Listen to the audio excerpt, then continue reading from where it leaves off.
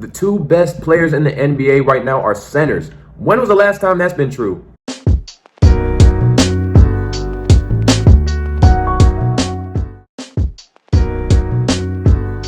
Look, man, the two best players in the NBA are true centers, and I've just never been happier. Look, they really had us thinking for a second that the center position was dead with the small ball era. You know, you had Draymond at the 5, PJ Tucker at the 5, Giannis at the 5. But what people don't realize is what small ball really means is having skilled players at every position. Everyone on the court is a threat to shoot, pass, or dribble, and switch on defense at all times.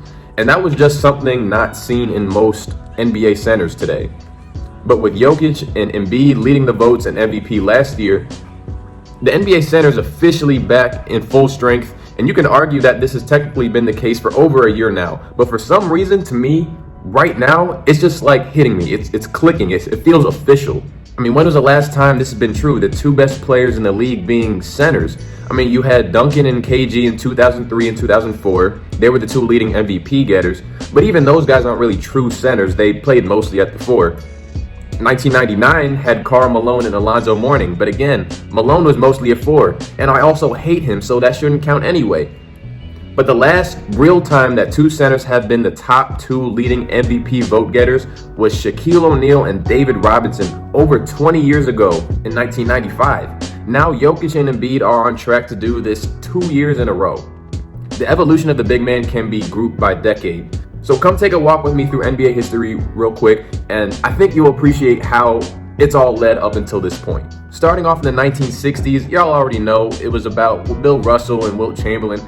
They were both literally cheat codes, putting up unbreakable stat records, winning championships every single year. They had to change the NBA rules to even make it fair for other people to compete, but the two of them won 9 of the 11 MVP awards in the 11-year period between 1958 and 1969. They played against each other in 6 Eastern Conference Finals, and yada, yada, yada. They were super dominant. I'm just going to categorize the 60s as the OP era. They were overpowered. The NBA center needed to be nerfed badly for the sake of competition in the league. Enter the 1970s, which was mostly owned by Kareem Abdul-Jabbar. I'm going to call this era the centerpiece era, no pun intended, where you probably weren't a contending team unless you had a dominant big man on your team. So obviously Kareem still dominated. The dude won 6 MVPs because he had a lot of Wilt Chamberlain's physical attributes, but was still able to stay healthy and durable. And of course, you add on top of that the most unstoppable move in NBA history in the skyhook, and it was just unfair. But the 70s also had other dominant bigs with skill carry their teams to championships. So I think of guys like Willis Reed, Bill Walton, Wes Unseld. But altogether in the 70s, centers accounted for 6 of the 10 finals MVPs. And if that doesn't sound like a lot, it is. In the last 20 years, you know how many centers have won finals MVP? 2.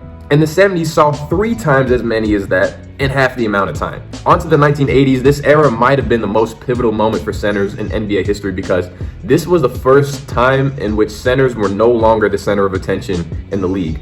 They had been nerfed over the past 2 decades, and the role of the center was in a good spot.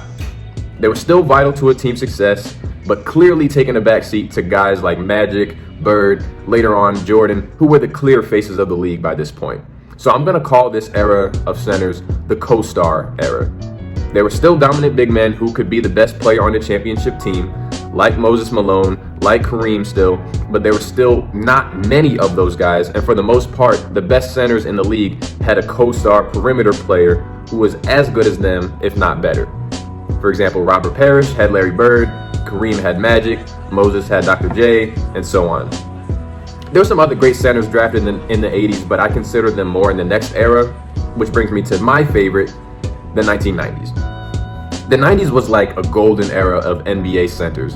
Hakeem, Shaq, David Robinson, Patrick Ewing, even Alonzo Mourning. That list is straight up stacked. It's like the perfect mix of individual dominance and success at the highest level. I don't think I need to tell my viewers how great these centers are. The 90s also issued in a new era of big men who kind of go under the radar. So I think of guys like Tony Kukoc, Arvydas Sabonis, even guys like Sam Perkins or Clifford Robinson, who started doing guard-like things at the center position, like passing, dribbling, shooting high volume threes. I could very well call this the golden era, but I'm gonna actually call this era of centers the prototype era, because every big man you see today is like a descendant of one or many of the centers that we saw in the 90s. On to the 2000s, this is when it started taking a turn for the worst. There's a reason that Shaquille O'Neal called himself the LCL, the last center left after he retired. He still dominated the early 2000s, but after him, who really was there? I mean, Dwight Howard was great. He carried his team to the finals somehow. He was a dominant defensive player. But besides Dwight, who was there in the 2000s? I mean, Yao Ming? Who's even the third? I'm like blanking out. I won't mention any players I've already said who might kind of cross those generational lines from the 90s, but I'm looking at a list of centers from the 2000s, and I'm Tyson Chandler, Vlade Divac, Marcus Camby, Zydrunas Ilgauskas, Eric Dampier, Rasho Nesterovic, Brad Miller, Kwame Brown. I'm not hating on these players, by the way, at all. It was an evolving game. It was changing right before their very eyes. So I'm going to call this era of 2000 centers the role player era. Centers, for the most part, did center things. They got rebounds, they set screens, they blocked shots, and then there were other types of centers who were still role players, but they would just like stretch the floor or something like that. But gone were the days of feeding your center every possession and relying on them to bring you a championship. And that pretty much brings us to where we are today in the 2010s and beyond. Nikola Jokic and Joel Embiid are the two best players in the NBA. You heard me say it before, and I'm going to say it again. When you watch these guys play, I can't be the only one who thinks to themselves, this is just unfair. A guy this big shouldn't be able to do that. But before I get more into that, I got to give some love to a few underrated pioneers of the 2010s that led us to this perfect moment in center history. Joakim Noah, Marc Gasol, how about a prime DeMarcus Cousins? How about Al Horford even? All of those guys kind of helped put the finishing touches on molding the latest edition of big man dominance. They showed that you can handle the ball, shoot the three, dominate the box score, all while still doing traditional center things like rebounding, like anchoring the defense, like blocking shots, all at a very high level. If you've noticed, I'm intentionally not pinning Jokic and Embiid against one another in this video. For one, you already know my answer. You know who I'm rocking with. But second, and more importantly, I'm trying to emphasize that it doesn't really matter. And my point is, it's beautiful to see this culmination of NBA history manifest itself into these two MVP level players. On one hand, I see Embiid as like an homage to basketball history. He's like a combination of all the great prototypical centers in history. He's got some Shaq, he's got some Hakeem, he's got some Patrick Ewing. I feel like all great bigs who played in the NBA will watch Embiid play and just be proud and be like, dang, I wish if I played today, I would want to play like that. But on the other hand, I see Jokic less of a combination of the past centers, but more of like the next evolution of big men. When has a center been not only the best passer on his team, but maybe even the best passer in the whole league? Even Embiid is better served off having a guard initiate the offense, which is still pretty old school. But what if in the future we start to see more centers run the point? And I mean, it kind of makes sense. As your tallest player, you can see over the defense better. So if you can handle the ball and shoot the three at a respectable clip, that sounds like potentially the new meta for the 2030s and beyond. Imagine Jokic with like elite cutters and shooters all around him. Or imagine Embiid with Jokic's vision.